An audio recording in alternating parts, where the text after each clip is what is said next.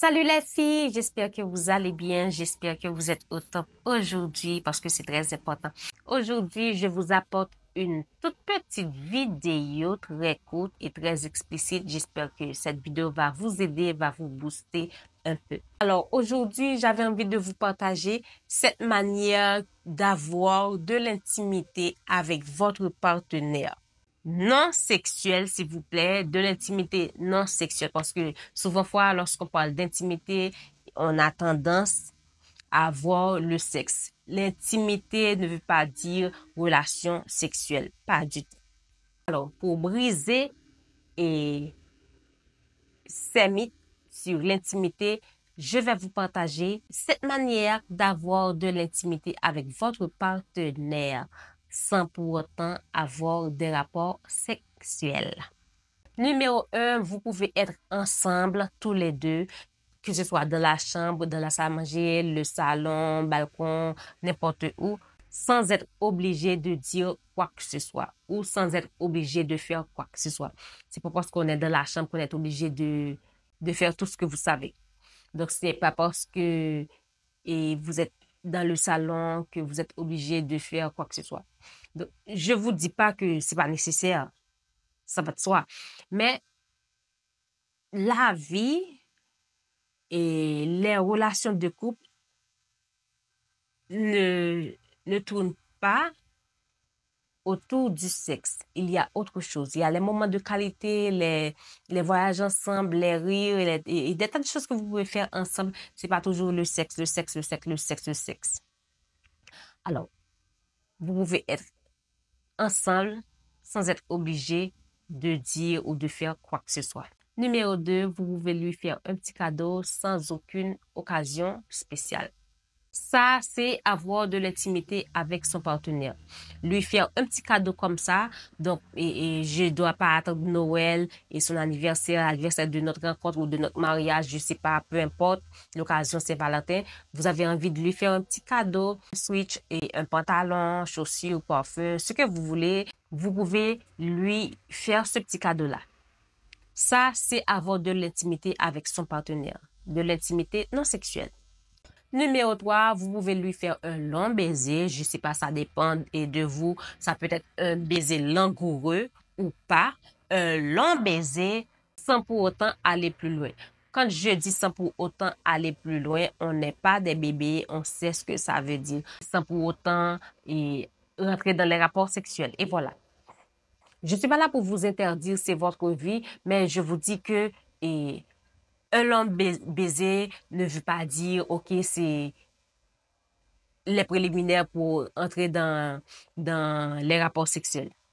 Ça peut arriver que vous avez un long baiser, langoureux ou pas, et puis il n'y a pas de rapport sexuel. Donc ça, c'est encore un moyen d'avoir de l'intimité non sexuelle avec votre partenaire. Un long baiser sans pour autant aller plus loin. Numéro 4, lui tenir la main quand vous marchez ensemble. C'est très romantique, c'est très chaleureux parce que là, et tenir la main de quelqu'un, ça apporte une certaine assurance, c'est un signe d'affection, c'est un signe de sécurité, je me sens en sécurité avec toi et c'est un signe d'affection. Et alors, je t'aime tellement, je te protège et tout le tralala. Donc, tenir la main de la personne, c'est encore avoir de l'intimité avec cette personne. Ça dit beaucoup. Donc, je ne sais pas si dans votre réflexe, peu importe vous êtes maman ou pas, donc si vous avez le sens et vous êtes quelqu'un de très protecteur ou de très protectrice, vous êtes avec un enfant ou avec quelqu'un, vous avez toujours tendance à tenir sa main, surtout si c'est un enfant. Donc, c'est pour le protéger de tout danger. Alors, c'est comme ça dans les relations de couple. Donc, tenir la main de votre partenaire, c'est pour le protéger, c'est pour lui donner une certaine sécurité, une certaine assurance. C'est aussi pour les enfants, c'est comme ça. Donc, alors oui, vous pouvez avoir de l'intimité non sexuelle avec votre partenaire en lui tenant la main. Numéro 5, ce que vous pouvez faire, peu importe, vous êtes dans le salon, dans la chambre ou que ce soit, dans la voiture, vous pouvez décider de parler de quelque chose qui vous intéresse beaucoup. Ça va vous permettre de, je sais pas, soit de briser la glace, de renforcer beaucoup plus votre lien ou de faire des échanges sur le plan professionnel ou intellectuel et tout le tralala. Ce que vous pouvez faire, vous pouvez décider de parler soit d'un article, d'un podcast, d'une vidéo, d'un film et d'un sujet quelconque. C'est comme vous voulez, il n'y a aucun problème.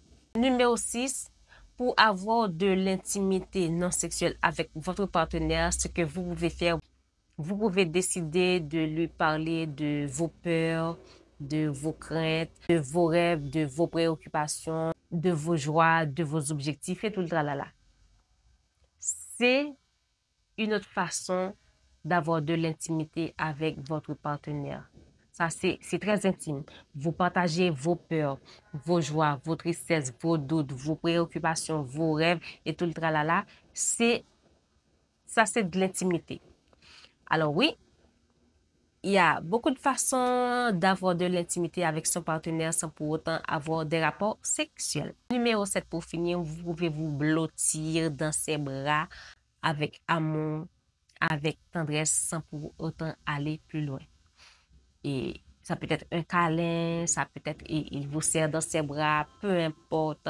Ça apporte du réconfort, ça apporte de l'assurance, ça apporte une certaine sécurité. Alors oui, si vous avez envie de vous blottir dans les bras de votre partenaire et sans pour autant aller plus loin, sans arrière-pensée, c'est très bien. J'espère que ces 7 points vont vous aider à passer du temps avec votre amoureux dans l'intimité sans pour autant aller plus loin, sans problème. D'ici là, je vous dis à la prochaine pour une nouvelle vidéo. Bye bye.